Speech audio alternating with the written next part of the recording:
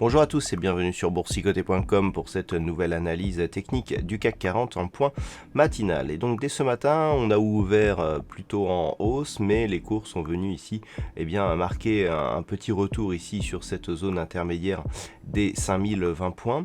Donc on est ici plutôt sur une continuation ici du mouvement, donc qui fait suite ici à cette impulsion, phase de consolidation qui est venue chercher ici le retracement à 38,2% de Fibonacci et reprise de la dynamique haussière qui a été confirmée ici par une cassure du retracement à 23,6%.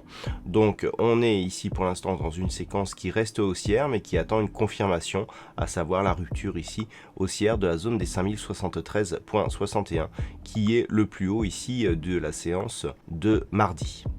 Du point de vue des indicateurs techniques, on est sur une phase d'hésitation. Ici, au niveau des histogrammes du MACD, on avait une belle dynamique haussière ici, mais qui est en train de s'équilibrer.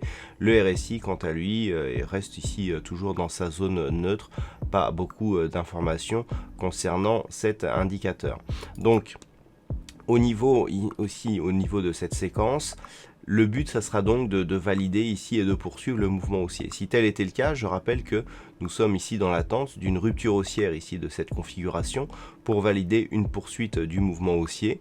Donc par ce premier élément ici qui sera donc une rupture de la résistance, nous aurons un premier objectif ici sur la première extension de Fibonacci liée à la phase de consolidation qui nous donne ici un objectif approximatif à 5133 points.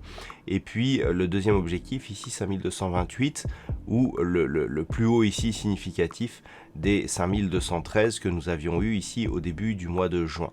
Ça c'est pour la configuration technique telle qu'on l'attend. Si le mouvement haussier ici permet une cassure de cette zone de résistance.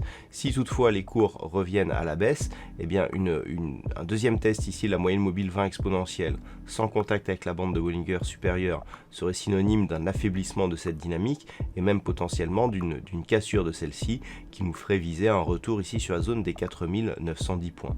On a une zone intermédiaire ici sur le gap qui a été ouvert donc entre le 24 et le 21, donc gap qui a été ouvert ce week-end.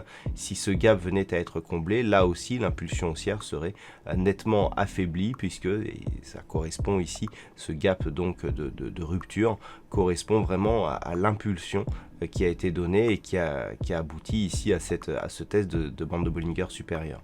Donc les points à surveiller ici, eh bien tout simplement, si on continue à monter la zone de plus haut, donc qui a été touchée le 25, 5073,61, ou alors une rupture éventuelle de ce point bas ici, qui se situe à 4977, qui serait un signal assez important. On a même ici un quasi double top qui, en cas de rupture ici de cette ligne de coup, pourrait provoquer une accélération ici du mouvement baissier avec un objectif de retour ici sur la zone des 4910 points.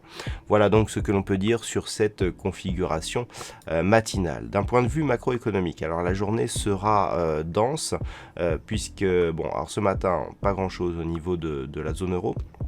Par contre, cet après-midi, à 14h30, donc, nous aurons la diffusion du PIB trimestriel donc pour le deuxième trimestre du côté des États-Unis, ainsi que les inscriptions hebdomadaires au chômage. Donc ça, c'est à 14h30.